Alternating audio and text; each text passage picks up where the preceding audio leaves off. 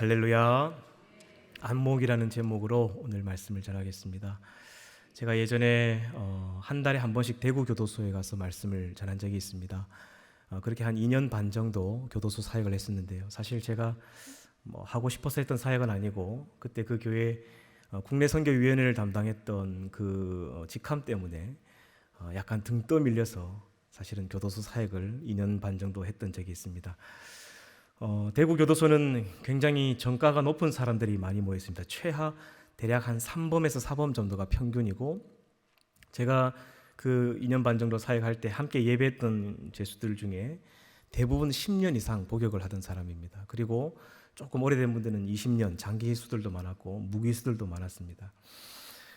지금도 사실 그때를 처음 거기 가서 예배를 드렸던 데를 생각하면 아찔아찔합니다. 처음에 갔을 때 앉아 계신 분들이 한 120명 정도 됐었는데요.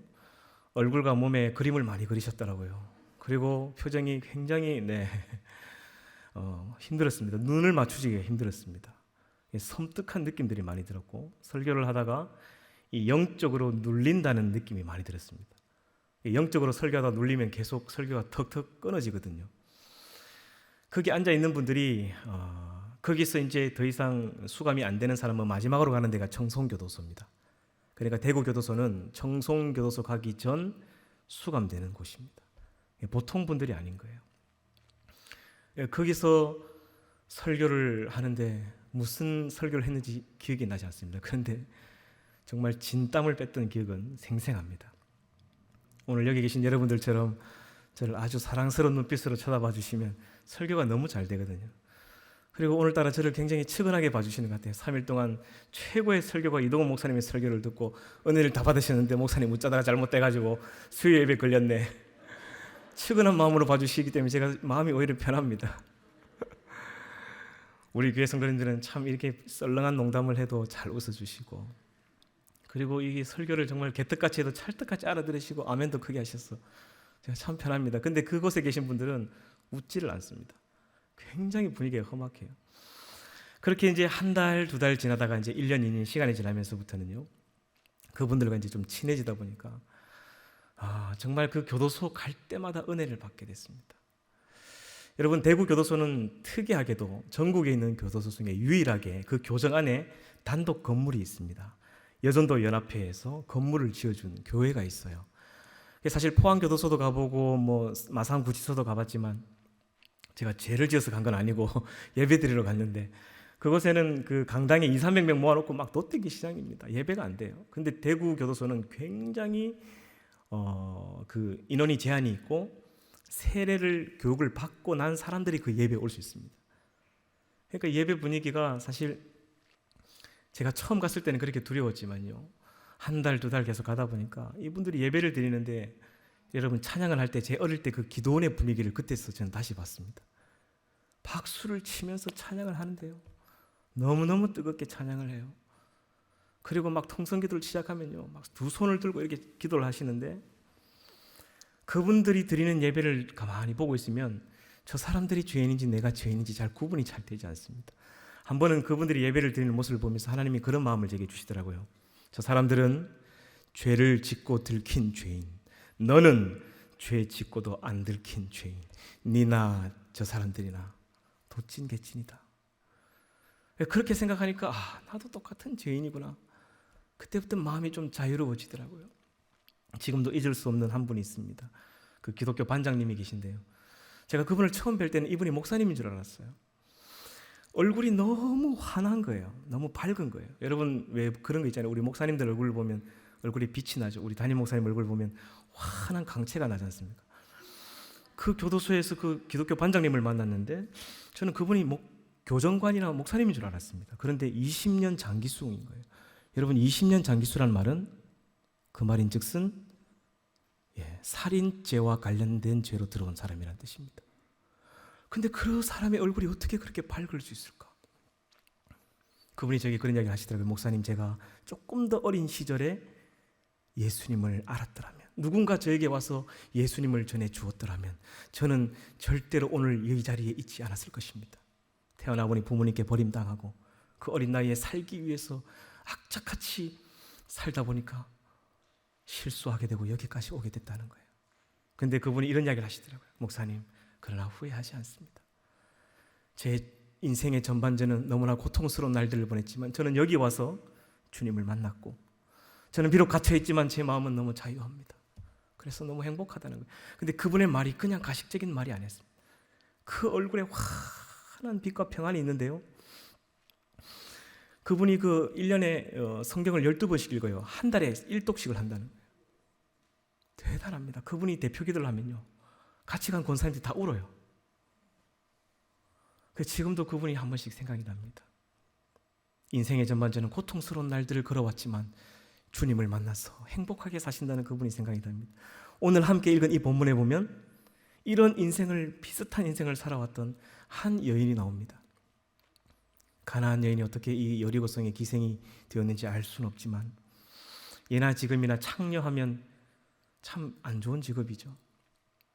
그리고 이 오늘 함께 읽었던 말씀 14말씀에 보면 자기가 부양해야 될 가족들이 있었던 것 같아요. 부모님도 먹여 살려야 됐고 또 자기 동생들도 먹여 살려야 됐던, 자기 몸을 팔아서 인생의 가장 밑바닥에 처한 그 기생의 직업을 할 수밖에 없었던 그 삶과 애언은 알 수 없지만 그도 인생의 비참한 삶을 걸어왔던 여인이었던 것 같습니다. 그랬던 여인이 어떻게 된 것이 인생의 후반은 이스라엘 남자 중에 남자 최고 멋있는 첩보원을 만나 결혼을 하게 되고, 그리고 보아스를 낳고 보아스가 이새를 낳고 이새가 다윗 왕을 낳는 다윗 왕가의 혈통의 어머니가 됐습니다. 그리고 그 다윗 혈통을 통해서 예수님이 이 땅에 오셨습니다. 그래서 예수님의 이름에 족보에 올라가는 사월의 벚꽃 같은 그런 꽃피는 은혜의 인생을 살게 되었습니다. 여러분, 그분의 이름이 뭐죠? 사마리아시 여리고동에 살고 있는 라합이라는 여자였습니다. 여러분, 이 라합이 인생의 전반전은 이렇게 고통스러운 날들을 살았지만 먹고 살기 위해서 기생이 되었고, 인생의 후반전은 전혀 다른 운명을 걷게 됩니다. 그게 어떻게 가능했을까요? 오늘 말씀해 보면 저는 그녀에게 3가지 안목이 있었다라는 생각이 듭니다. 그래서 오늘 말씀의 제목이 안목입니다. 첫 번째 안목은 사람을 보는 안목이었습니다. 우리 1절 말씀을 같이 한번 읽어볼까요? 1절 말씀을 같이 읽겠습니다. 눈의 아들 여호수아가 시딤에서 2사람을 정탐꾼으로 보내며 이르되 가서 그 땅과 여리고를 엿보라 하매 그들이 가서 라합이라 하는 기생의 집에 들어가 거기서 유숙하더니. 그러니까 여호수아가 정탐꾼을 여리고로 보내는데 일전에 모세가 12명을 보내서 실패한 것을 이미 경험했습니다. 그래서 딱 2명만 보내죠. 여러분, 이스라엘을 대표하는 2명의 첩보원을 보내는데 무지랭이를 보내지 않습니다.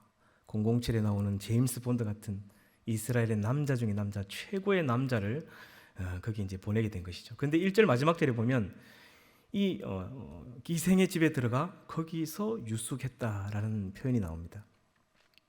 왜 하필 이 기생의 집에 들어갔을까요? 오해하지 마십시오. 아무도 오해를 안 하는데 저만 오해를 하는 것 같네요. 죄송합니다. 이 여리고라는 곳은 이스라엘의 관문과도 같은 곳입니다. 그리고 그 이스라엘 관문과도 같은 곳이기 때문에 모든 그 상인들이 지나가는 통로입니다. 그리고 그곳의 술집은 세상의 모든 정보가 오고 가는 곳이죠. 지금은 TV와 핸드폰, 신문 같은 게 있어서 이 매스컴이 잘 발달되어 있지만 그때는 전부 다 이 보부상의 입을 통해서 정보가 전달되었습니다. 그래서 아마 이 정탐꾼들이 이곳으로 들어가지 않았나 그런 생각이 듭니다. 근데 이 정탐꾼들을 처음 딱 보는 순간에 라합이 비범한 사람이라는 걸 알아보게 됩니다. 그녀에게는 특별한 안목이 있었죠. 사람을 보는 안목입니다. 아마 직업 때문에 그런 것도 있었던 것 같아요. 어떤 사람이 들어와서 술 먹고 외상값 주고 도망갈 사람인지, 저 뒤에 앉아가지고 술 먹고 저기 화장실 가는 척 하면서 도망갈 사람인지 딱 보면 한눈에 알아보는 겁니다. 근데 2사람이 딱 들어오는데 벌써 눈매가 다른 거예요. 비범해 보이고 자기가 평소에 이 접대하는 사람들하고는 차원이 다른 거예요. 그래서 그는 알고 있었던 것 같습니다. 바로 그 즉시 국가정보원 쪽으로 신고가 들어가죠. 그래서 이제 정탐꾼을 잡으려고 군대가 이제 출동을 하게 되는데 딱 들어와서 첫 마디가 혹시 이상한 사람 안 들어왔냐 그렇게 물어보지 않죠. 어디 갔냐? 내놓으라 합니다. 이미 이 정보를 알고 라합이 3대에 숨겨뒀다라고 말씀하고 있는데요. 여러분 3대가 어떤 곳인지 사진을 한번 보여주시겠습니다. 지붕에 이제 저런 데가 있습니다. 숨겨놓고 첩본 이제 이 국가 군대들이 쳐들어온 거예요. 어디 있냐 내놓으라 하는 그 순간에 조금 머뭇거리거나 아니면 안 왔는데요, 못 봤는데요 하는 순간 바로 특별수색에 들어가게 되어 있습니다. 그리고 라합도 같이 붙잡히게 되겠죠. 같이 죽을 수 있는 상황입니다. 그래서 이 라합이 재치 있게 이렇게 대답하죠. 들어왔습니다. 그리고 저 뒷문으로 빨리 급히 나갔습니다. 빨리 따라가시면 잡을 수 있을 겁니다. 해서 급히 잡으러 왔다가 급히 가버립니다. 5절 말씀을 볼까요? 5절 말씀 제가 읽겠습니다. 그 사람들이 어두워 성문을 닫을 때쯤 되어 나갔으니 어디로 갔는지 내가 알지 못하나 급히 따라가라. 그리하면 그들을 따라잡으리라 하였으나. 참 담력이 있고 재치도 있고 지혜도 있는 것 같아요. 보통 인물은 아니었던 것 같습니다. 그래서 이제 발각이 되지 않았던 것이죠. 여러분, 이 정탐꾼들이 죽을 수도 있는 위험에 처해졌습니다. 누구에게도 도움받을 수 없는 그 이방 땅에서 전혀 예상치 못한 라합이라는 사람에게 도움을 받게 되죠. 저는 이게 하나님의 방법이라고 생각해요. 여러분, 우리도 살아가다 어려움을 당할 때에 도와줄 만한 사람을 찾아가서 부탁합니다. 그죠? 그러면 잘 도와주던가요? 안 도와주던가요? 백발백중 안 도와줍니다. 그때 기도하면 하나님께서 전혀 예상하지 못한 사람을 붙여주고 도와주십니다. 참 그런 경험들을 많이 했던 것 같아요. 그래서 이 정탐꾼들이 이 라합 때문에 생명을 살 수 있게 되었습니다. 라합이 목숨을 걸고 숨겨진 이유가 무엇일까요? 그 이유는 두 번째 이 안목을 가지고 있었기 때문이라고 생각합니다. 두 번째 안목은 이 시대와 역사를 보는 안목이었습니다. 바야흐로 이제 앞으로 가나안의 시대는 곧 끝이 날 것 같다라고 그는 짐작했던 것 같아요. 그리고 이제 곧 이스라엘의 시대가 다가올 것이다 라는 것을 이미 그 시대와 역사를 보는 안목이 있었던 사람인 것 같습니다. 소식을 듣자니 이미 40년 전부터 아주 이상한 민족이 지금 이 가나안 땅으로 오고 있는데 그 민족은 희한한 민족이라는 거예요. 신비한 능력을 가진 신과 함께하는 백성이 올라오고 있는 소식을 듣게 되는데 이 민족은 세계 최대 강국이었던 애굽의 이 바로의 왕의 콧대를 꺾고 두 손을 두 발게 들게 만들고 홍해를 마치 앞마당처럼 마른 땅처럼 건너게 하고 그리고 그 당시에 최강의 군대였던 이집트의 군대를 한 번에 그냥 수장시켜버린 전능하신 여호와 하나님이라는 신이 이끄는 그 백성이 올라오고 있다는 거예요. 그리고 그 가나안 땅으로 올라오고 있는데 40년 전부터 올라오는데 빨리 안 오고 속을 썩이는 거예요. 그래서 그 소식이 계속 이제 주변 민족들에게 전달되니까 이게 커지는 겁니다. 이 민족이 점점 올라오면서 미디안을 쳐부수고 당시 이집트의 다음 갔던 2대 강국이었던 아말렉을 깨부수고 바산 왕 옥과 아모리 왕 시온을 때려 죽이고 오는 민족이 있다는 거예요. 그 신은 하늘에 신령한 만나를 내려서 하루에 200만 명을 매일같이 먹이고 아무것도 물도 나지 않는 광야에서 낮에는 구름기둥으로 밤에는 불기둥으로 인도하시는 전능한 신들 중의 신, 상천하지의 신이 이끄는 백성이 올라오고 있다. 이 무성한 소식들이 40년 전부터 막 엄청나게 들려왔던 거예요. 그런데 그 소식 때문에 이미 주변국들은 간담이 다 녹았습니다. 근데 이제 진짜 온 거예요. 그것을 이 라합이 직감했던 것입니다. 9절 한번 보겠습니다. 9절 말씀을 우리 같이 읽겠습니다. 시작. 말하되 여호와께서 이 땅을 너에게 주신 줄을 내가 아노라. 우리가 너희를 심히 두려워하고 이 땅 주민들이 다 너희 앞에서 간담이 녹나니. 아멘. 여러분, 이스라엘 백성들은 이 가나안 민족들을 두려워하고 있었습니다. 그들은 기골이 장대한 아낙 자손들이고 그들에 비해서는 우리는 메뚜기 같고 그들에 비해서는 우리가 가지고 있는 무기는 일천한, 그래서 그 가나안 민족을 두려워하고 있는데 이 가나안의 백성들은 완전히 반대로 생각하고 있는 거예요. 이 전능한 여호와 하나님 때문에 간담이 녹고 있는 상황인 거예요. 여러분, 우리의 삶에도 마찬가지인 것 같습니다. 우리는 늘 이 마귀를 두려워합니다. 그래서 어떻게 해서든 그 마귀에게 이겨보려고 애를 쓰는데요, 그렇게 할 필요가 없습니다. 여호와 하나님을 믿는 백성을 마귀는 오히려 두려워합니다. 여러분, 할렐루야. 하나님을 믿는 우리 때문에 마귀는 매일같이 간담이 녹아요. 마귀를 대적하라. 그가 너희를 두려워할 것이다 라고 말씀하셨죠. 할렐루야. 이미 이스라엘 백성들은 하나님을 신뢰하지 못했기 때문에 그 가나안 민족을 두려워하고 있었습니다. 40년 동안 하나님을 신뢰하지 못했죠, 이스라엘 백성들은. 그런데 그 술집에 있던 라합은 그 전능한 하나님의 소식을 듣고도 그 하나님을 자기 마음속으로 믿고 있었다는 거예요. 그리고 시대와 역사를 보면서 이제 이스라엘의 시대가 곧 오겠다. 그리고 목숨을 걸고 이 정탐꾼을 그는 숨겨준 것입니다. 여러분, 이건 저는 대단한 결단이었다라고 생각합니다. 절대로 쉽지 않은 결단이었죠. 이런 시대를 볼 수 있는 안목이 저와 여러분들의 길을 축복합니다. 마지막 세 번째는 하나님을 보는 안목이 있었습니다. 영적인 안목이죠. 우리 10절, 11절 말씀을 같이 한번 읽어보겠습니다. 시작. 이는 너희가 애굽에서 나올 때에 여호와께서 너희 앞에서 물을 마르게 하신 일과 너희가 요단 저쪽에 있는 아모리 사람의 두 왕 시온과 옥에게 행한 일, 곧 그들을 전멸시킨 일을 우리가 들었음이니라. 우리가 듣자 곧 마음이 녹았고 너희로 말미암아 사람이 정신을 잃었나니 너희의 하나님 여호와는 위로는 하늘에서도 아래로는 땅에서도 하나님이시니라. 아멘. 여러분, 이 11절 마지막에 보면 너희의 하나님 여호와는 위로는 하늘에서도 아래로서는 땅에서도 하나님이시라 라는 이 고백은 절대 쉬운 고백이 아닙니다. 왜냐하면 이 당시에 가나안 백성들이 섬기던 신들의 풍습과 그들의 그 사상은 자기가 섬기는 신은 어떤 한 특정 지역에서 강한 신이라고 생각했습니다. 예를 들면 여호와라는 신은 산에서 강하고 또 바알이라는 신은 이 땅의 평지에서 강하고, 그래서 이 두 신이 만나 싸우면 평지에서 싸우면 바알이 이기고 하나님이 진다. 이런 사상이 있었습니다. 어떤 신은 강에서 강하고 어떤 신은 바다에서 강하고. 그런데 이 기생 술집에 있던 창녀의 고백이 기가 막힙니다. 너희의 하나님은 상천하지의 하나님이시다. 여러분, 이스라엘 백성은 40년 광야에서 매일같이 기적을 보았지만 그 하나님을 신뢰하지 못하고 믿지 못했는데 이 이방 여인 술집 기생 라합은 소문만 듣고도 하나님을 믿었다는 거예요. 여러분, 놀랍지 않습니까? 술집에 있어도 듣는 귀, 보는 눈, 깨닫는 마음이 있어서 하나님을 믿었습니다. 존귀에 처하나 깨닫는 마음이 없으면 멸망하는 짐승과 같다는 말씀이 있습니다.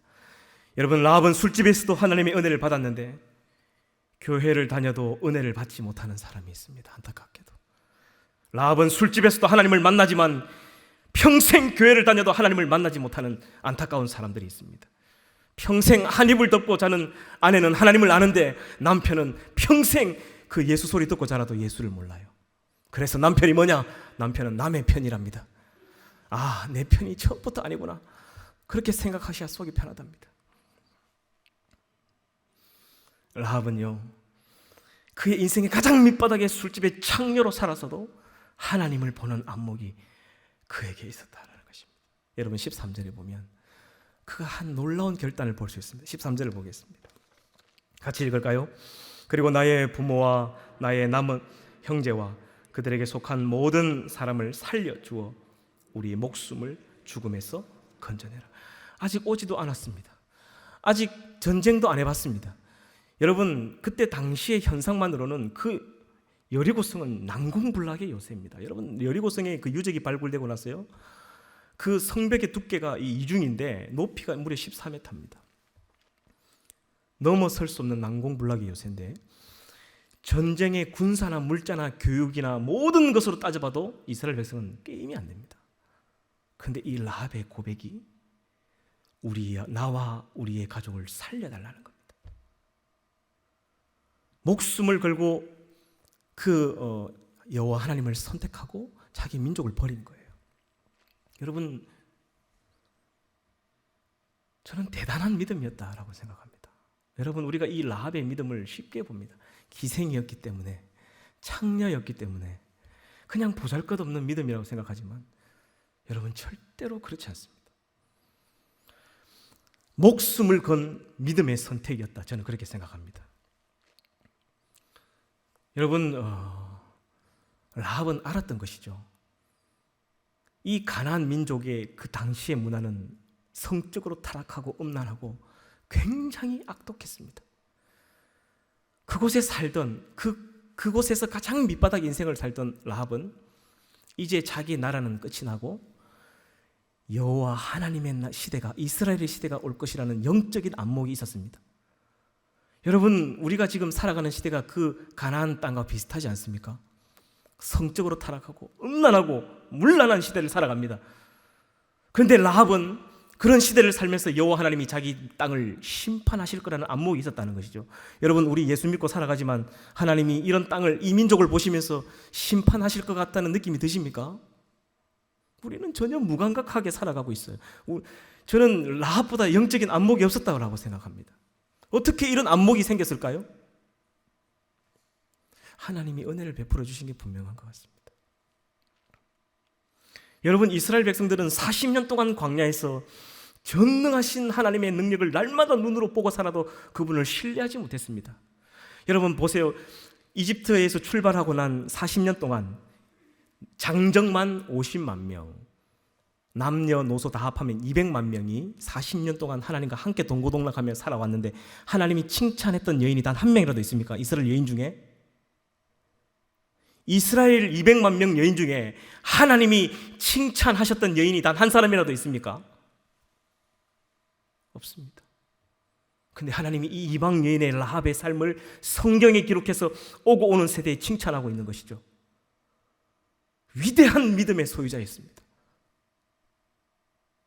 그의 인생은 비록 자기 부모와 자기 자식, 자기 동생들 먹여 살리기 위해서 비참한 인생의 밑바닥 인생을 살아왔지만 그 술집에서도 듣는 귀, 보는 눈, 깨닫는 마음이 있어서 하나님을 믿었을 때에 하나님이 그의 인생을 꽃처럼 은혜의 인생으로 전환시켜 줍니다. 이스라엘의 남자 중에 남자, 최고의 남자와 결혼하게 하시고 거기서 보아스라는 위대한 아들이 태어나게 하시고 그리고 그의 가문 자손에 다윗이라는 사람을 태어나게 하시죠. 저는 이게 하나님의 은혜라고 생각합니다. 여러분, 이스라엘 백성들 그 200만 명대 라합 한 명, 사탄은 누구를 더 두려워했을까요? 사탄은 누구 때문에 더 간담이 녹았을까요? 그 200만 명 때문에? 여러분, 한국 교회 성도들은 교인 숫자를 중요하게 생각한다고 하죠. 우리 한국에 있는 모든 백성들의 인원이 한 5천만 명 된다고 합니다. 그죠? 5천만 명이 전부 다 예수를 믿는다고 생각해 보십시다. 그런데 그 5천만 명의 신앙이 사탄이 콧방귀 끼는 신앙이라면 5천만 명의 그 숫자가 무슨 의미가 있습니까? 아무것도 아닙니다. 그거. 여러분, 북한에 몇 명의 성도가 예수를 믿고 있는지 아십니까? 통계에 따르면 최하 7만 명에서 많게는 50만 명까지 보는데 평균적으로 10만 명 정도를 예상한다고 해요. 한국에 있는 크리스찬의 인원이 1,000만 명입니다. 100대 1입니다. 100대 1. 그런데 사탄이 누구 때문에 더 간담이 녹을까요? 누구 때문에 더 두려워할까요? 인원이 많은 건, 숫자가 많은 것으로 성공과 실패를 좌우한다고 하면 우리는 모슬렘에게 되지 않습니다. 모슬렘이 더 성공했죠. 천주교에도 안 됩니다. 우리가. 숫자는 중요하지 않는 것 같아요. 목숨을 걸고 하나님께 결단하는 한 사람이 그 이스라엘 백성을 살리는 거예요. 하나님 그런 사람을 통해서 역사하시는 것 같습니다. 할렐루야. 여러분, 땅끝교회에 계시다가 영락교회를 담임 목사로 가신 김문성 목사님이라는 분이 있습니다. 이분이 땅끝교회에서 30년 동안 심호하시는 걸 아마 잘 알고 계실 겁니다. 제가 부산 장신대학교를 나오다 보니까 학교에 교수님으로 오셔서 교회사라든지 역사라든지 그리고 한국의 이름 모를 많은 선교사님들을 소개를 많이 해주셨어요. 그래서 이 목사님 때문에 정말 위대한 선교사님들을 많이 알게 됐습니다. 그리고 목사님은 말로만 가르치는 분이 아니었고 실제로 북한 쪽에 자주 가셔서 선교하셨던, 북한 선교에 힘을 쏟으셨던 분입니다. 그분이 한 번은 이런 이야기를 하시더라고요. 그 연변 위에 북한과 가장 접경 지역이 도문이라는 지역이 있답니다. 그곳에 가서 선교사들을 위로하고 이제 선교하러 들어갔는데 50대 아주머니와 18살 된 고등학생쯤 돼 보이는 여자애가 탈북을 해서 그때 이제 만나게 됐다고 하더라고요. 그래서 이제 이들을 제3국으로 좀 데려가려고 좀 다른 선교사님에게 안내를 하려고 하는데 그분들이 싫다는 거예요. 왜 싫냐고 물어보니까 자기들은 여기서 말씀을 더 배워서 자기 고국으로 다시 들어가서 자기는 복음을 전해야 되는 사명이 있다는 거예요. 여러분, 50대 아주머니와 18살 여자아이의 고백이었습니다. 한 번에 이제 백두산을 이제 목사님이 자기 교회에서 데려온 권사님들과 올라가는데 그 두 분이 간곡하게 부탁을 하더래요. 평생 단 한 번도 백두산을 본 적이 없다는 거예요. 꼭 한 번만 죽기 전에 보고 싶다는 거예요. 너무너무 간곡하게 부탁을 하는데 안 데려갈 수가 없더래요. 근데 굉장히 위험한 행동입니다. 공안에 발각되면 바로 북송돼. 그러면 바로 죽는 거예요. 그래서 이제 중국 사람처럼 좀 이렇게 옷을 변장해서 백두산에 같이 올라갔습니다. 백두산 천지에 도착했을 때에 그 땅끝교회 성도들이 막 그 광경에 막 감탄을 하고 찬양을 하고 사진을 찍고 난리인데 그 두 분이 갑자기 안 보이더랍니다. 보니까 저 구석에 둘이 앉아 있더래요. 따로 있으면 위험하거든요. 그래서 목사님이 막 급히 가가지고 여기 따로 있으면 안 된다고, 우리와 같이 있어야 된다고 하려는데 그 북녘 땅을 바라보면서 울면서 기도하고 있더랍니다. 하나님, 죽어가는 우리의 동포를 살려달라고. 그래서 그분들의 비하인드 스토리를 듣게 됐는데, 이 50대 아주머니는 아들과 함께 탈북을 했는데 아들이 탈북하고 이 연변에 거주하는 동안 복음을 듣게 됐어요. 그리고 그 하나님 주신 은혜가 너무 감사해서 목숨을 걸고 자기 고향으로 들어가서 자기 친구들에게 복음 전한다고 들어갔다는 거예요.